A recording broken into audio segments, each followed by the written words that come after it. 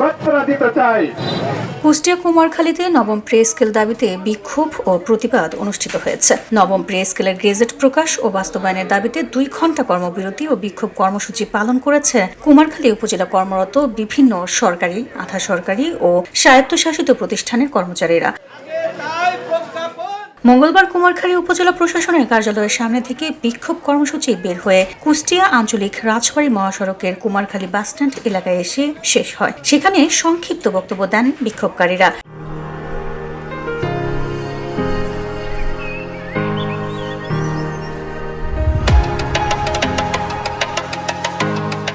তারা জানান, সরকারি কর্মচারীরা দীর্ঘদিন ধরে পে স্কেল বাস্তবায়নের দাবিতে আন্দোলন করে আসছেন, কিন্তু এখনো এটি বাস্তবায়ন না হওয়ায় তারা ক্ষোভ প্রকাশ করেন। দাবি দ্রুত বাস্তবায়ন না হলে কঠোর আন্দোলনে যাওয়ার হুঁশিয়ারিও দেন তারা। কোনোভাবেই যদি কোনো প্রজ্ঞাপন প্রকাশ না হয়, অবশ্যই আমরা 6 তারিখের প্রজ্ঞাপন, 6 তারিখের সমাবেশ থেকে বড় কর্মসূচি ঘোষণা করব। আগামী 6 তারিখ পর্যন্ত আমরা আমাদের কর্মসূচি গ্রহণ করার আগেই আপনারা আপনাদের টেবিল ওয়ার্কিং করে সারা বাংলাদেশের মেহনতি মানুষের যারা সেবা দিয়ে থাকে এই সরকারি কর্মকর্তা কর্মচারী তাদের বিষয়ে সিদ্ধান্ত নিন।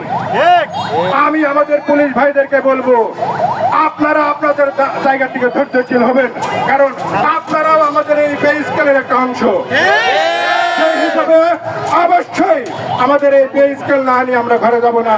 যার যার দপ্তরে সেই সুন্দর মতো ভবিষ্যৎ যে কর্মসূচি আসবে সেটা পালন করার জন্য আপনারা প্রস্তুত থাকবেন। VOD Bangla news desk.